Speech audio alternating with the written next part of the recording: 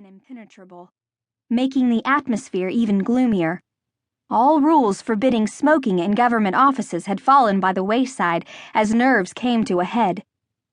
"Well," one of the 7 began, chewing on his pencil, "it's an incredibly risky proposition. You must know that. Is it really worth it?"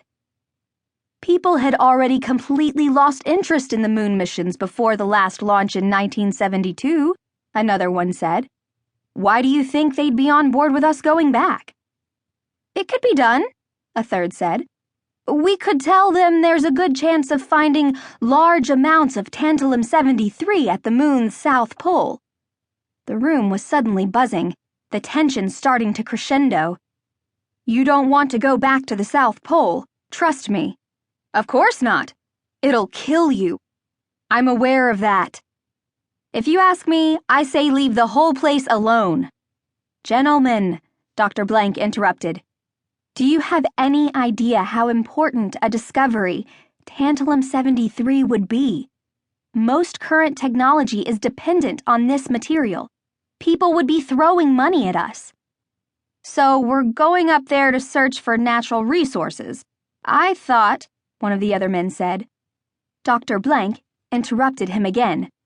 "No, we're not."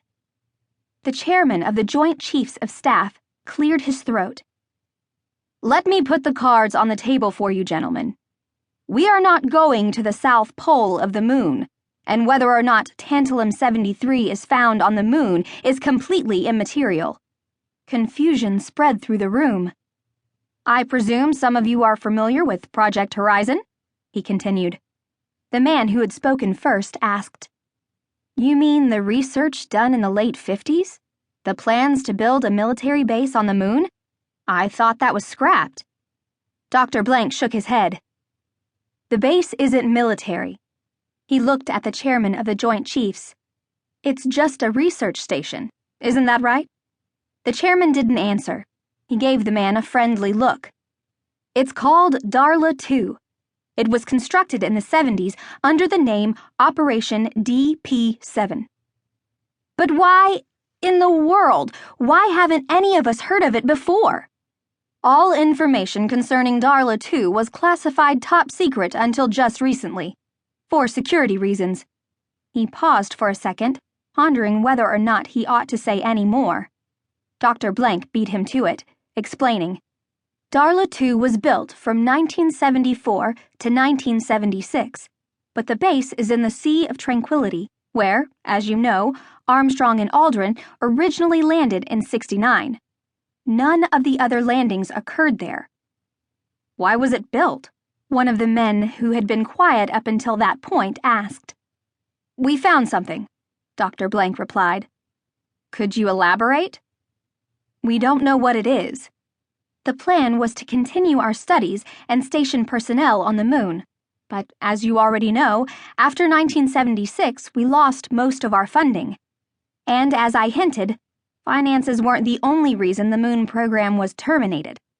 The truth is that what we found up there is not the type of discovery for which one receives money for further research. We would have been asked to leave it alone. So, we pretended it never existed. And, anyway, the signal disappeared. Until it showed up again last fall," the chairman of the Joint Chiefs added. "The signal? It? What the hell is it?" one of the confused men exclaimed. Dr. Blank looked at the man who had spoken, then leaned over and pulled something out of his briefcase. He set a folder on the table and pulled out a 4x6 photo. This picture was taken on the moon by Apollo 15's James Irwin. The astronaut in the photo is David R. Scott. "But who's the other person in the background?" one of the men asked. "We don't know." "You don't know? What the hell is going on here?" "There's a proper time for everything, gentlemen.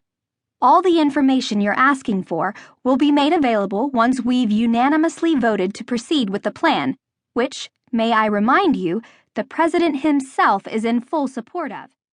Now,